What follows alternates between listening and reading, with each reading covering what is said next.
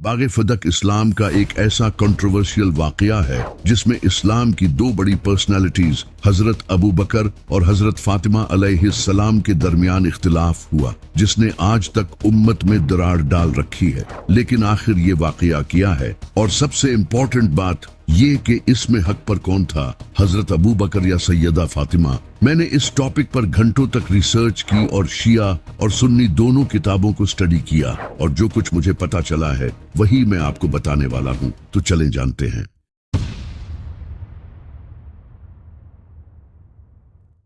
जब इमाम अली अलैहिस्सलाम ने मरहब को मारकर खैबर को फतह किया, जो कि यहूदियों के लिए एक बहुत बड़ी शिकस्त थी, इसे देखते हुए यहूदियों के कुछ कबीलों ने खौफ के मारे नबी सल्लल्लाहु अलैहि वसल्लम को अपनी फदक की आधी जमीन देने की ऑफर की ताकि मुसलमान इनसे जंग न करें। नबी सल्लल्लाहु अलैहि वसल्लम ने ये ऑफर एक्सेप्ट कर ली, जिसके बाद नबी सल्लल्लाहु अलैहि वसल्लम को फदक की आधी जमीन मिल गई। फदक खैबर के करीब ही एक जगह थी जहां यहूदियों के बाग और एग्रीकल्चर लैंड्स थी। अब क्योंकि ये बाग नबी सल्लल्लाहु अलैहि वसल्लम को यहूदियों ने खुद से दिए थे, न कि मुसलमानों ने इसके लिए कोई जंग की थी, इस वजह से इस जमीन पर सिर्फ नबी सल्लल्लाहु अलैहि वसल्लम का ही हक था, क्योंकि कुरान में आया है, और अल्लाह ने अपने रसूल को इनसे जो गनीमत दिलाई तो तुमने इस पर न अपने घोड़े दौड़ाए थे और न ऊंट। हाँ, अल्लाह अपने रसूलों को जिस पर चाहता है गलबा दे देता है, और अल्लाह हर शे पर खूब कादिर है। इस वजह से इस सारी जमीन पर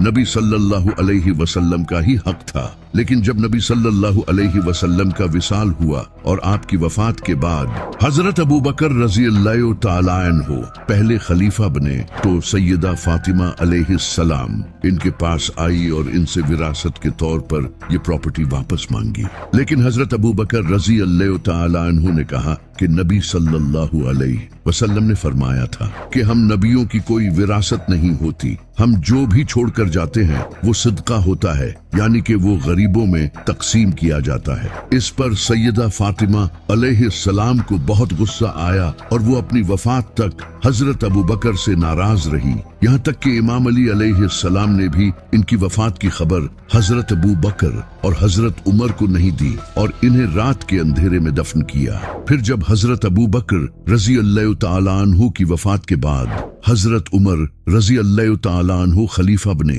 तो इमाम अली अलैहिस्सलाम और हजरत अब्बास रज़ियल्लाहु तआला अन्हु, जो नबी सल्लल्लाहु अलैहि वसल्लम के चचा थे, हजरत उमर रज़ियल्लाहु तआला अन्हु के पास आए और इनसे फिर ये प्रॉपर्टी मांगी। लेकिन हजरत उमर ने भी इन्हें ये बाग देने से मना कर दिया और इस प्रॉपर्टी को अपने ही अंडर रखा। फिर जब हजरत उमर की वफात हुई तो अगले खलीफा हजरत उस्मान बने। हजरत उस्मान ने अपने दौरे खिलाफत में ये प्रॉपर्टी अपने कजन मरवान को दे दी। इसके बाद जब इमाम अली अलैहिस्सलाम खलीफा बने तो आपने अपने दौरे खिलाफत में ये प्रॉपर्टी वापस नहीं ली, क्योंकि उस वक्त इमाम अली अलैहिस्सलाम के सामने बहुत बड़ी मुश्किलें आ चुकी थी, जैसे कि हजरत आयशा, मुआविया और ख्वारिज। इमाम अली अलैहिस्सलाम अपनी खिलाफत के 4 साल इन्हीं से लड़ते रहे, और वैसे भी इमाम अली अलैहिस्सलाम ने फदक इसलिए वापस नहीं लिया ताकि कई लोग आपके खिलाफ ना हो जाएं, क्योंकि इससे पहले ये फदक हजरत अबू बकर,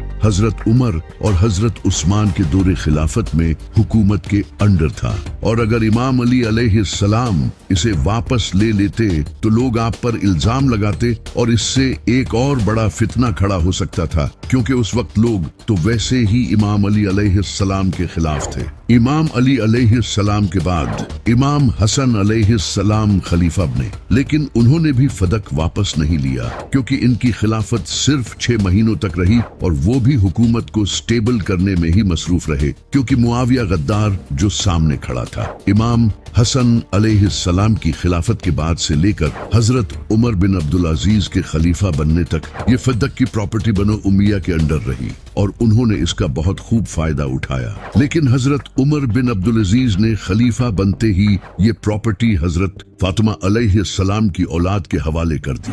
लेकिन हजरत उमर बिन अब्दुल अजीज की वफात के बाद ये प्रॉपर्टी दोबारा बनो उमैया के अंडर आ गई।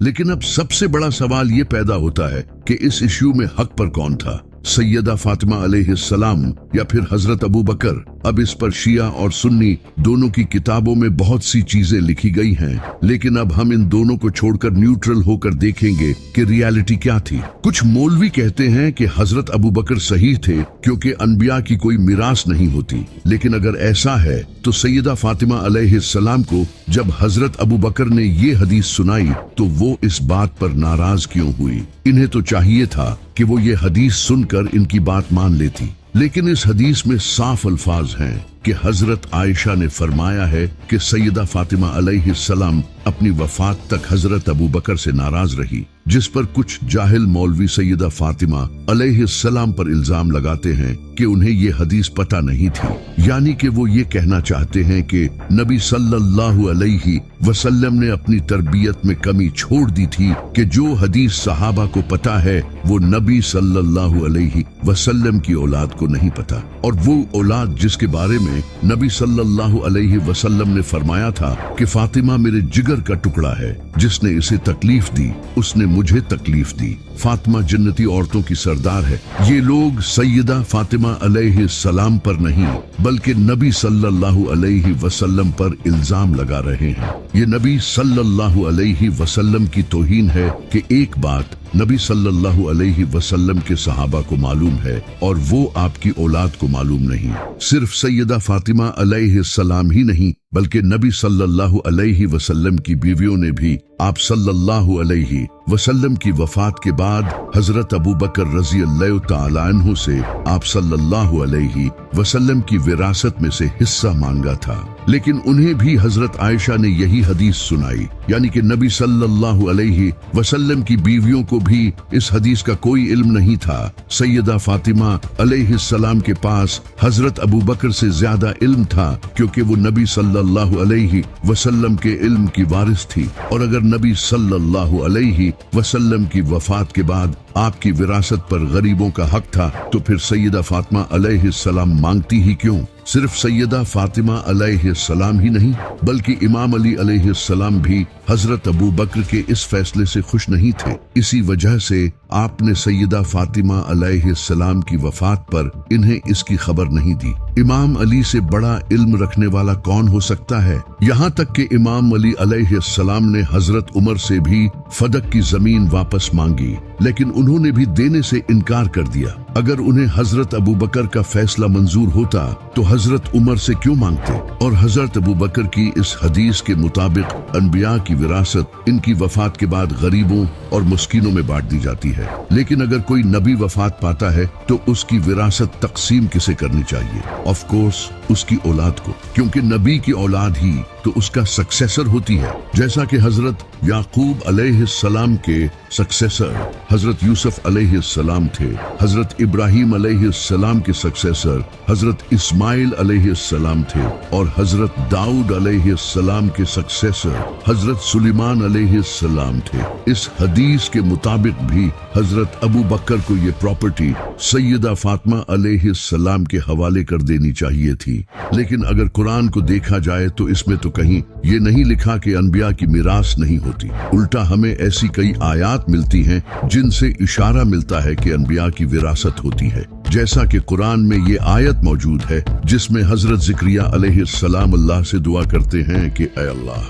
तू मुझे एक बेटा अता कर जो मेरा वारिस बने। इसी तरह कुरान में तो साफ साफ ये बताया गया है कि इंसान की मौत के बाद इसकी जायदाद किस तरह तकसीम की जानी चाहिए। यहाँ भी कहीं नहीं लिखा कि अनबिया की कोई मीरास नहीं होती। चलो अगर मान भी लें कि नबी सल्लल्लाहु अलैहि वसल्लम की कोई मीरास नहीं थी और आपकी वफात के बाद आपकी प्रॉपर्टी गरीबों और मस्कीनों में तकसीम की जानी थी, तो फिर नबी सल्लल्लाहु अलैहि वसल्लम की बीवियां आप सल्लल्लाहु अलैहि वसल्लम की वफात के बाद आपके घरों में क्यों रही? उन घरों को भी तो गरीबों और मस्कीनों में तकसीम किया जाना था। यहाँ तक कि हजरत आयशा भी नबी सल्लल्लाहु अलैहि वसल्लम के ही घर में अपनी वफात तक रही। इन घरों को तकसीम क्यों नहीं किया गया?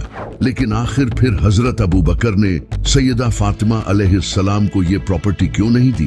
एक्चुअली यहाँ हजरत अबू बकर रज़ी अल्लाह तआला अन्हु से गलती हुई थी, क्योंकि बहुत सी किताबों में ये लिखा है कि हजरत अबू बकर को विरासत के बारे में मालूम नहीं था। जैसा कि किताबुल अम्वाल में हदीस मौजूद है कि हजरत अबू बकर ने कहा कि मुझे नबी सल्लल्लाहु अलैहि वसल्लम से इनकी खाला की विरासत के बारे में पूछना चाहिए था। इससे सिमिलर हदीस और भी बहुत सी किताबों में नकल की गई है। आप इनके रेफरेंसेस अपनी स्क्रीन पर देख सकते हो। इसके अलावा हजरत अबू बकर रजी अल्लाह तआला अन्हु ने अपनी जिंदगी में 500 हदीसों को खुद जलाया था, तो इससे साफ जाहिर होता है कि उनसे यहाँ गलती हुई है। हजरत अबू बकर को फदक की प्रॉपर्टी सैयदा फातिमा अलैहिस्सलाम को दे देनी चाहिए थी, क्योंकि अगर वो ये सैयदा फातिमा अलैहिस्सलाम के हवाले कर देते तो बनो उम्मिया कभी भी इस प्रॉपर्टी को अपने फायदे के लिए यूज नहीं कर पाते, क्योंकि मेरी रूहानी माँ सैयदा फातिमा अलैहिस्सलाम